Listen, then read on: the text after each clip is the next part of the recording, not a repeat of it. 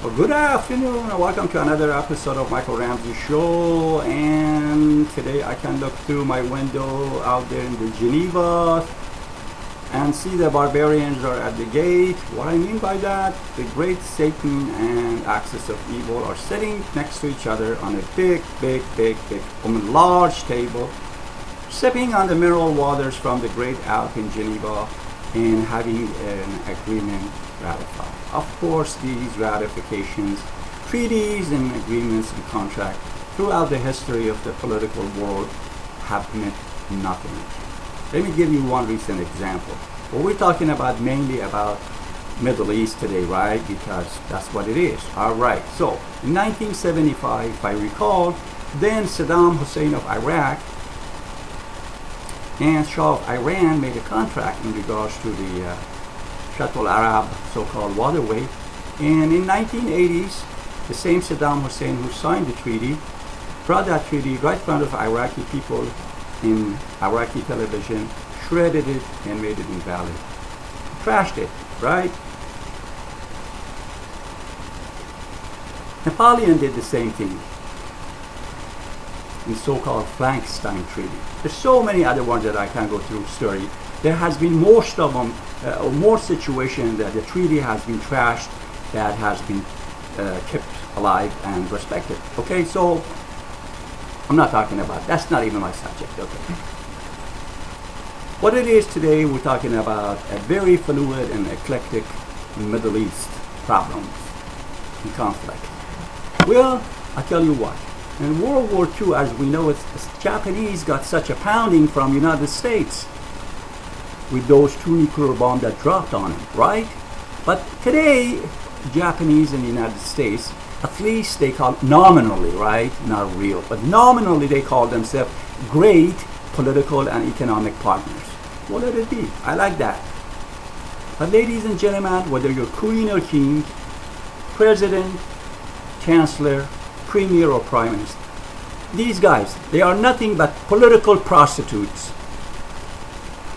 Yeah, there are more commonality between a politician and a prostitute than a dichotomy. That it is. They all work on the pecuniaries and the powers. That's all it is. Oh, you don't know what the pecuniary means?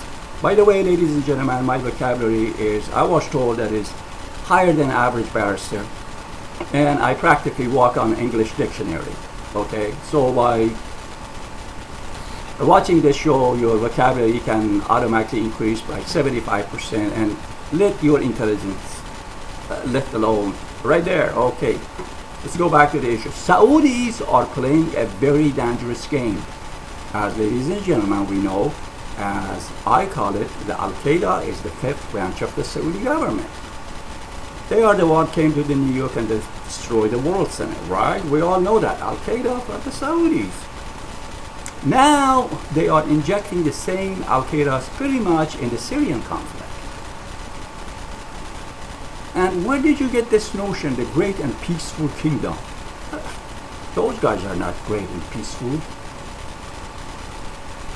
They've got so much cash liquidity on their hand, they don't know what to do with it. They are probably the most liquid country on the face of earth after the Germany. And guess what? They say, why not causing some disturbances and problems in the world, in particular in the region? See, ladies and gentlemen, you don't get this kind of news from your 6 o'clock p.m. news. You don't get it. You don't get it from Savage Ravage, Limpa Pimpa, Hannity, Insanity, or Mark Levin in the bunker. No, you don't get it from them. All they just sit down all the day. Oh, Obamacare, the healthcare, Obamacare, the healthcare is a disaster.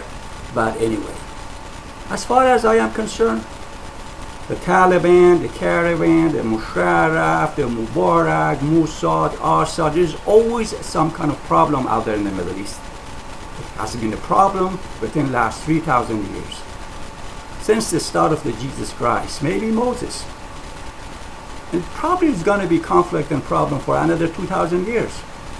Right now, there's a country that has 300 to 400 nuclear bomb, and some other countries said, oh, I want to have some too. Oh, I am prehistoric people, and why not us? We have the great civilization in the world.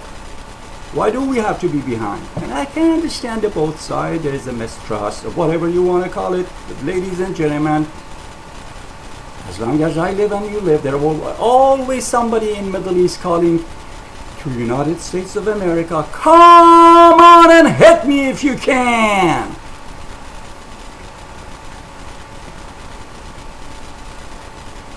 Politics make a strange bedfellow, and end justifies the mean. Wrote Machiavelli in the Prince. Wrote Machiavelli in Prince. They cannot trust these politicians. They all after money and power. That's all it is. What are you going to do with them? Okay, Lazarov right now in Russia sitting over there. Okay, now since we had Iran and the P5+1 treaty ratified or whatever, can we right now have the America to stop the satellite nuclear installation in Eastern Europe? And America saying, no, I don't think so. We're going to do that.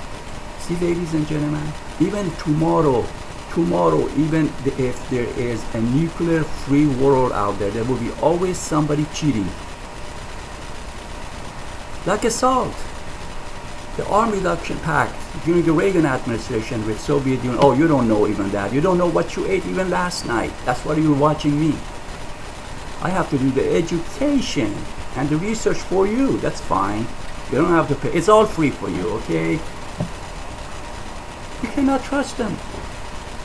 You put the power in the hands of prostitutes. What are you going to do? At least prostitute has her own ward. Going to get the money and give you something. But these guys, you cannot trust. They kind of say what? Foreign relation or what? Stabbing you in the back tomorrow. I'll be right back after these messages. Next, top 7 of the week by Ramzi.